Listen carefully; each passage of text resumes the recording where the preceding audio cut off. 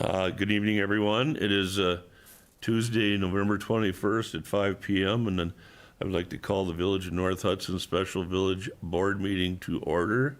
Roll call, please. Trustee McGarren. Here. Trustee Keller. Here. Trustee Olson. Here. Trustee Nelson. Trustee Pike. Here. Trustee Zace. President Waken. Here. Thank you. Okay. Item 2 is the proposed budget, and that I would like to open the public hearing at this time. And so we are now open to the public if there's anybody here to talk, which there isn't. And so item B is review motion statement 2024, proposed budget. Brian, could you care to discuss the 2024 proposed budget motion? Stan, I move that we review the resolution number 2023-06, adopting the 2024 annual village budget and establishing the tax levy. Thank you. Is anyone willing to second that? Second. Thanks, Dusty. Let's see. It's been moved and seconded that we will review Resolution 2023-06, adopting the 2024 annual village budget and establishing the tax levy. Gina, review? Yes, absolutely.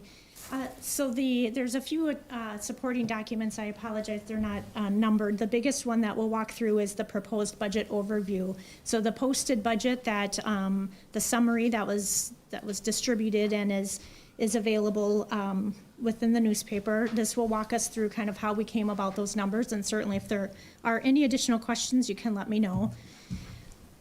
The overview, so the Finance Committee held several meetings throughout the last couple of months in order to reach this recommendation to the board. The committee itself, the Finance Committee, did agree on the proposed budget that we'll review here. And although the budget, and we'll see why this is the case, is higher than last year, the taxes being paid to the village from the residents will remain stable. And so we'll talk about how that's possible. We've got some help here to help explain that. The property tax levy, again, stays pretty stable throughout from year to year. So it'll be 1.657, which is up slightly from 1.615 in 2023. The increase represents our net new construction and some of the loan payment that we'll talk about here in just a few minutes. The total proposed general fund expenditures and uses is the number that you're going to see, which is an increase from 2023 at 2841, which is up from 2041 in 2023. The reason for this, there's a few bullets that we'll talk about, and then we'll go into detail. So the current debt service, so the debt that we currently owe is significantly declining in 2024, which is bringing down then our debt payment along with that. When that happens, that can cause an effect on taxpayers, and they will actually see a increase and decrease as payments of debt are paid off and new debt is taken on. So our recommendation or the goal is to seek additional debt this year to secure that neutral tax impact that we try and go for, so our tax payers aren't seeing an increase and decrease throughout year to year. In order to keep that neutral tax impact, the amount of that proposed debt is $655,000. And we'll talk about on page 4 what the intent is to use that money. We did work with Ellers in securing several bids out on that debt request of $655,000, and we do have a recommended debt servicer, and that'll be the next agenda item that we'll talk through. The committee also recommended, the Finance Committee also recommended leveraging $223,630 from our unassigned fund for some of the capital purchases in which the departments brought forward. The unassigned budget would remain healthy at 1.288 at the end of 2024, which is well above the 25% of expenditures policy that we have in place today. So that would even with the 233, 630 coming out for capital purchases, that budget would remain very healthy.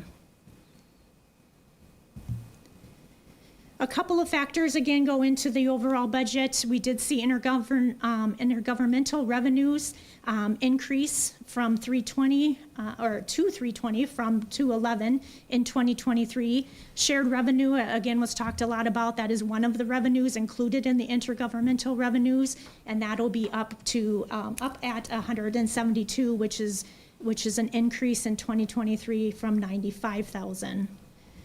The mill rate, which we talk a lot about, again, that is based on assessed value, is at 284, which is up from 281 in 2023. The village still continues to be amongst the lowest mill rate in the entire state significantly. So that's something that, again, is keeping relatively steady year to year.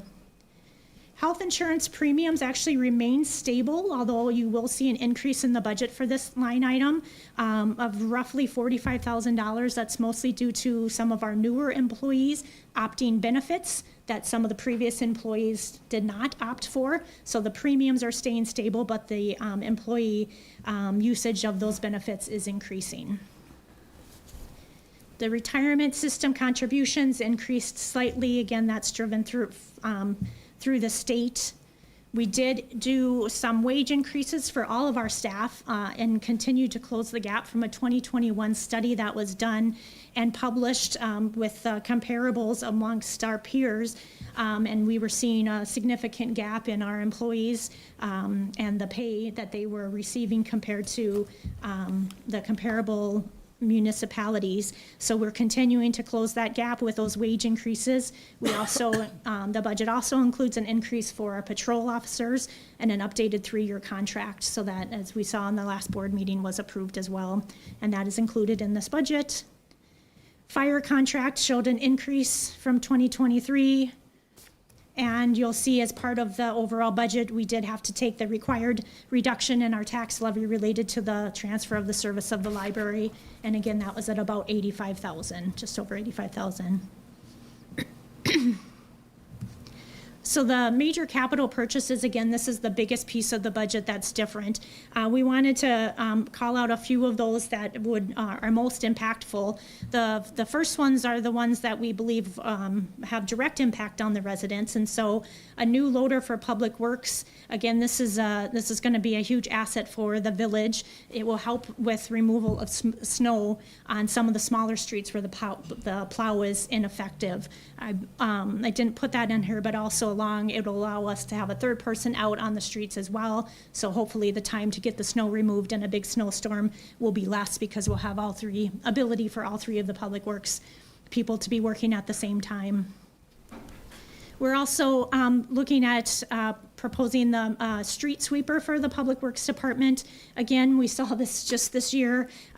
Today we contract street sweeping out. There's certain defined dates in which they agree to do the street sweeping, and that doesn't matter if there's leaves on the ground or not, and if it's a late fall like we had this year. And as soon as the snow falls, then the street sweeping contract is over. So that really limits us in how much we can leverage or benefit from the street sweeping. Again, the impact to citizens is, when our streets aren't swept properly and the leaves build up.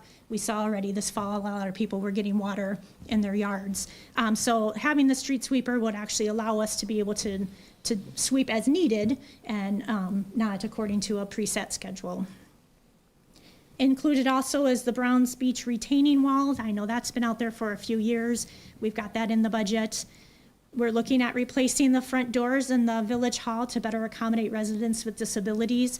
The doors today don't function properly, so you come in one side and then you have to wait and then go to the button and go on the other side. So we're going to replace those and make that better accommodate for our residents, as well as the handicap accessible ramp out the village boardroom door here. So when we have elections in this room, and the only way that the handicap and disability people with wheelchairs or walkers can get through is to go back out through the same door that everyone else is trying to get in, because today there are only steps outside our exit for elections. And so we're looking at building a handicap accessible ramp outside the boardroom to help with those flows, as well as, if there were an emergency and that door is unavailable to get through, there would be no way today for them to exit safely. We also included in here have ball enhancements as well for our pickleball court, so that is included in the proposed budget as well. Some of the other items that were of larger impact, 50,000 or more, indirect impact, we are looking at purchasing a new squad car. There's some additional squad and body camera needs that we have within the police department. We're looking at setting up a new pole shed for the storing of the public works equipment. So we have a lot of our equipment today, unfortunately, has to sit outside, which of course is not good for it long term. And so in order to maintain the equipment better, we're looking at a pole shed to store that equipment, and then a GIS system, which will help, I think, multiple departments to be able to have a GIS system, which most of our, again, other municipalities around us all have. So those were the items on the budget. Were there any questions of things that we went through or things that did not go through that stood out to you? I have some questions. Yeah. So a number of these things are familiar that we've heard of before, as you said, the Browns Beach retaining wall and pickleball court, the squad cars, body cam, but there's a lot of things I hadn't heard of before. And I just would like some understanding about how the priorities were selected for the things that are new, that haven't been on a capital improvement plan before, or haven't been brought up before to the board. Sure.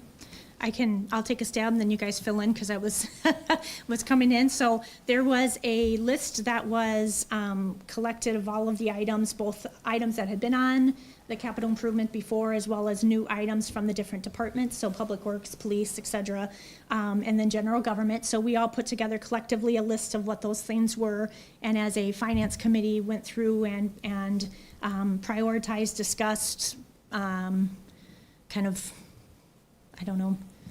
Yeah, and this year was a lot different because we had, because of employment issues, and we've had pretty incredible or a good budget surplus, and a lot of these things have been postponed over the years because we didn't have money for them. And so this, in order to help spend down some of the unassigned and to improve the our wages and everything in benefits for our employees, the loader. I mean, one of the biggest issues, we get calls from cul-de-sacs that hey, we're not plowed out yet. Well, the big trucks are pretty much worthless in there. So loaders, we could have two guys running those after we get the main streets cleared. The street sweeper, as Gina mentioned, there's Matt found an awfully good deal on one that, so now when the leaves fall, we can address the streets and the areas and take care of the leaves when they're actually down. Because when they came through this year, it was like most of the trees were still full. So that's the reason for those front ones, and the disabilities thing. And the ramps, that's something we've tried to comply with, is because we're ruled by the ADHD, so that's the main reasons. So like the street sweeping, I recall we approved that contract a few months ago. It was like, I can't remember exactly, it was between 5,000 and 7,000, I think. Like how much are we paying for a street sweeper? Can you break down the costs of some of the things that we haven't seen before as a board? Yes, so the street sweeper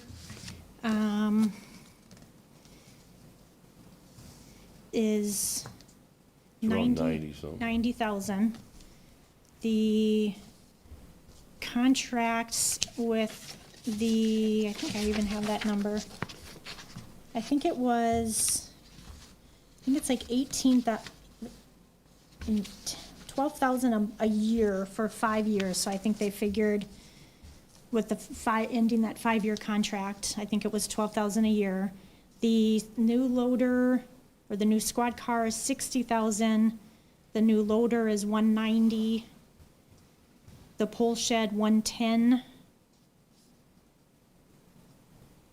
The squad and body camera for the PD, and I have this available if you, I can certainly, is 65. The Browns Beach retaining wall, that is actually being funded off of some ARPA funds, and so we have we discovered that a portion of our ARPA funds were still available, and there was also a Browns Beach grant of 76,000 that was unused, that we have confirmed is available for use. So the ARPA fund and the grant would be what's paying for that Browns Beach retaining wall. So are we voting on the ARPA funds tonight then as well? The ARPA funds were already assigned. They were previous year ARPA funds that had not been used.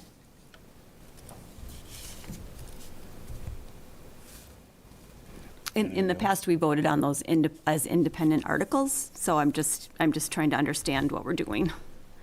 We're voting on the budget, and we're voting to see if we're good for the loan.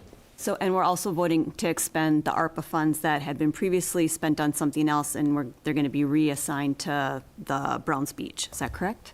That's, we don't have to vote on that. Okay. I mean, I'm fine if we do. I'm just trying to understand what I'm No, voting on. That, you can, you can change the designation, so that's, so we're using it for the Browns Beach rather, because we could use, we found out other funds that we had for, like where we used the ARPA for the lift station. Mm-hmm. Now, we can pay for that out of one of the sewer water funds, so we moved that money, and that freed up the ARPA money. Thank you. Anything else in that?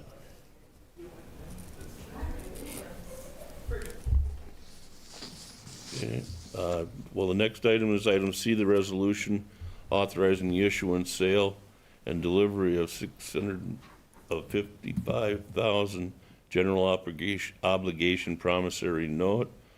Brian, I ask you do you have discussion of resolution authorizing the issuance of sale? Stan, I move that we review the resolution authorizing the issuance, sale, and delivery of a 655,000 general obligation promissory note. Thank you, Brian. Is anyone interested in seconding? I'll second. Thanks, Dusty. Let's see, Gina, have you got something for us on that? We do. So I'd like to introduce Josh Lowe. He's with Ellers. He helped and prepare, as I mentioned in our budget, that we worked with them closely on preparing the bid. We went out for bid. Yep. Yep. Yeah. So thanks for having me. Josh Lowe from Ellers. I've been here at least a couple of times for different capacities. Yeah. Oh, sure. Yep. Absolutely. No, that one's plugged in.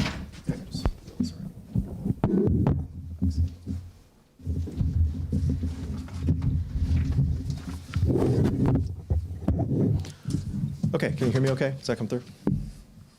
Great. Okay, so when my colleague Brian was here a couple of weeks ago, we got the authorization to move forward with the RFP for your general obligation promissory note for some of the capital projects that were included in Gina's budget presentation. So since then, in the last couple of weeks, we've taken that back to our shop, developed an RFP, reached out to local banks with purview from the village here to help us select who we were going to send it to. It went out successfully. Bids came back a couple of weeks ago, and now I'm here to present you with the results. Okay. So here we have, we can just stop right there real quick, the summary of the sale results that came through. The low bid for this was 5.28%, with legal fees included for $5,500. That's an important thing that I want to go over with you in a minute. The high bid is 6.35%. So looking at those interest rates, I'm sure everyone in the room has read at least a little bit in the last year or two about interest rates going up. So this certainly reflects that. I think given what we've seen over the last 30 years, these are not abnormally high rates. So just a little bit of historical perspective. I know we've talked a lot about what's happened in the last 2 years, coming up from historically low rates during the pandemic period, and even before that were very low interest rates. Now things have certainly come up, but looking for long-term financing, this is not certainly outside of historical norms, and it's not outside of the market that we've seen in the last, I would say, 2 months or so. So for bank financing, this is right about where we expect to see. all right? So we got your principal amount there, cost of issuance, those are our fees for helping to set up the transaction. What you'll see there is the yield at 5.5%. And so one thing I wanted to direct your attention to is the second page here, which is our bid tabulation. So if you'll note, you'll see that rate that was the lowest one from Huntington Bank Capital, but also includes the bank fees of $5,500. What we're actually recommending is the local bid from First State Bank and Trust at 5.5%. So what we did is after we crunched all the numbers, factoring in the interest rate and that additional cost for the bank fees, it actually turned out that the First State Bank and Trust was the lowest net principal and interest cost when you compare it, even though it had the slightly higher rate, okay? So and again, the 5.5 is what I would consider in a norm for the market right now, so nothing to be concerned about there. And so when you sum it all together and we did all the math, that was the lowest bid. And so this is another interesting shot, so you can see what their bid was for Huntington without their $5,500 for bank fees, and then Citizens also locally was the highest at 635. Okay. The next point that I want to address is actually, I think it's one above that. Nope, you can go one more down. There you go, that's perfect. So this is the principal and interest schedule that you'll be locking into if you accept First State Bank's bid. And if you look all the way to the right, that is how much you'd be expected to pay for each one of the fiscal years moving forward through the term of this note. And another important thing to observe here is that it's not the same every year. This is not a level payment schedule. So whenever you do municipal debt, as we're doing right now, you have the ability to state how much principal you want each year to target that. And what Gina mentioned earlier is what we're trying to do is sync this up with the expected fall off of additional debt that you have over time. So you keep that consistent levy amount. So that's how those numbers were selected. So instead of 1 year you go up and the next year you go down, I'll just speak for myself here, but I don't like it when I get my bills coming back and saying 1 year it's higher and then another year it's lower. Really getting that kind of consistency and being able to communicate that to me as a taxpayer in the city in which I live is something that I appreciate. So that's something that we tried to do here as well. Most communities we work with prefer that. So that's how we structure this, knowing that you're having other levy things happening over time. So that was how we got to that objective. Let's see, anything else noteworthy that I want to share? The proposed closing date that we have right now is December 5th, so just 2 weeks out, and then you receive funds for this. The bank was very flexible in helping us get all these dates aligned. Initially, they were proposing in our RFP that we had gone out for the meeting to be last week, and the local bank was very helpful in holding the rate that they proposed 1 more week for this. Huntington was probably going to not do that, which is normal for national banks. Obviously, the market can move a lot in a week, so it was great that the local bank was able to keep it consistent for us and not have to reprice going back out a week. Didn't affect the closing or anything like that either. So you should be right in line to start putting those funds to work for your new projects. The payment too that Josh reviewed is the payment that then is represented in the proposed budget that we sent forward, so. Any questions from the board? Hearing none, thanks, Josh. Absolutely. Very nice presentation and very nice rates and stuff. Thank you. Well done. All right. So the next item would be public comments, and since there's the public is not here, I'm closing the public hearing at 5:24. And we'll move on to the next item is a motion to approve the resolutions authorizing the issuance, sale, and delivery of $655,000 general obligation promissory note. Is there a motion? So moved. Is there a second? Second. Thank you. Any discussion? Hearing none, all in favor of authorizing the issuance of a $655,000 general obligation promissory note, signify by saying aye. Aye. Opposed? We need a yes. Carries unanimous. We need a yes, no on that. Is that, Do we need a yes, no on that vote? It's a resolution, so, Okay. so that's, you can voice vote it that way. Okay. Miss this? Yeah. Forget about it. And the next item is a This one, motion to the president. approve resolution number 2023-06, adopting the 2024 annual village budget and establishing a tax levy. Is there a motion? So moved. Thank you, Brian. Is there a second? Second. I second it. Barb? Barb's voice is I gone. tried. Barb wins that one, I think. I'm done. Tapped out. Is there any further discussion on to approve the established budget and levy? I have a couple more questions. Okay. Thank you for answering the questions on the capital expenses, and I think I found most of those in the budget.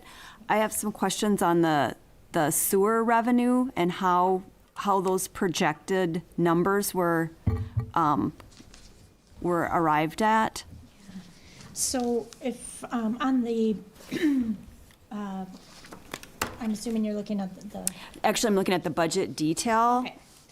What I can say, and I can go into the details, so when Nathan and I sat down and looked at things like special assessment, intergovernment revenues, licensing permits, fines, all of those kind of ancillary, I'll say, income revenue streams, I think my first question was, although it's nice to have a large carryover budget each year, why are we ending up with a large carryover budget each year? What's going on within our estimating and our forecasting that we're ending up with more money every year than we're forecasting by hundreds of thousands of dollars, right? Which is leading to this unassigned fund to be so large. So is there something that we can do to more right size our income, our projected income off of last year's income, so that we're doing a better job of forecasting and right-sizing the income? So the numbers that you're gonna see in the 2024 is what I will say a more right-sized,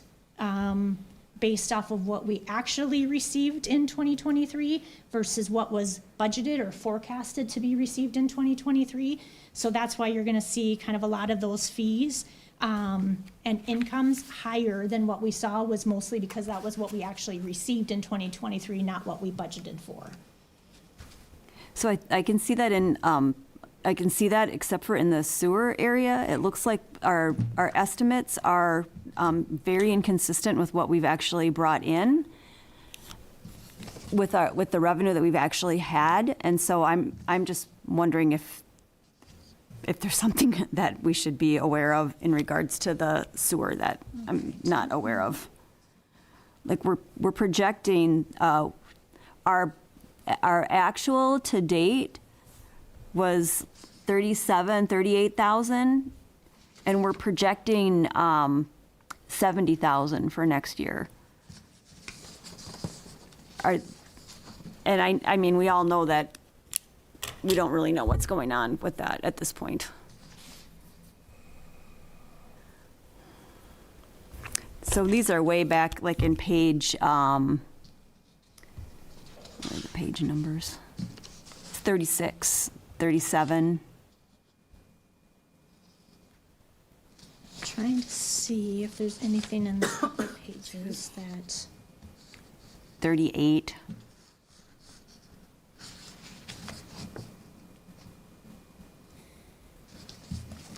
And we can talk about it Yeah, I later too, can't, Gina.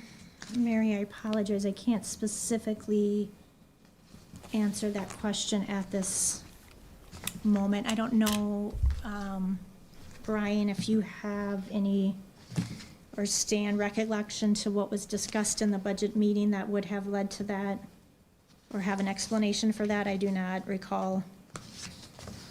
No, without numbers sitting in front of me, it should, I mean, we can go offline on that, or it was discussed, and it was a way to kind of write what we had going on.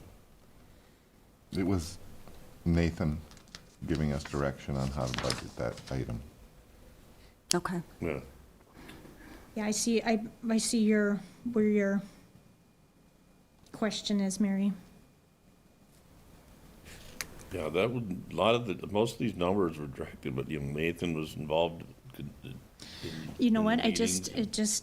I apologize because I now know the answer. I've Oh, been thinking yay. about it, and it has to do with the check that we received yesterday for the city for $35,829. So up until, I just connected that, Mary, I apologized. Up until yesterday, we had only received 35,000 of the projected 70. And I got a check that took us from June of 2023 for all the way up through September of an additional 35,000. So when this was printed, we hadn't received this additional check yet. So this is what's the gap between what we had received to date, what we received today, which is aligning closer to the projected of 35,000, or 70,000, sorry, which is what we've requested for next year. A lot of these sewer and fees and charges would still be collected even in the new proposal of the potential consolidation. Okay, so, got it. Yeah. Okay. Anything else? Hearing none, I will declare this meeting adjourned. Oh, we didn't vote? They did. Oh, I thought we did vote. Yeah, we voted twice. Just to discuss, we What? seconded, seconded the motion to discuss it, and then we discussed it. So There's one more vote. We didn't get. So on the back page of that agenda, so we had the,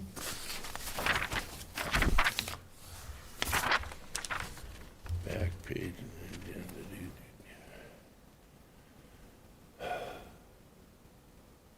We voted on F, we need to vote on G. Okay, is there any, let's see, motion. Okay, so is there a motion to approve the resolution 2306 adopting the 2024 annual budget and establishing the tax levy? So moved. Is there a second? I'll second. Thanks, Dusty. Is there any comments, questions? Hearing none, I guess we're gonna roll call. So Brian, Yes. Dusty, Yes? Mary, Yes. Barb, Yes. and I will say yes. The motion carries unanimously. And now we're adjourned at 5:33.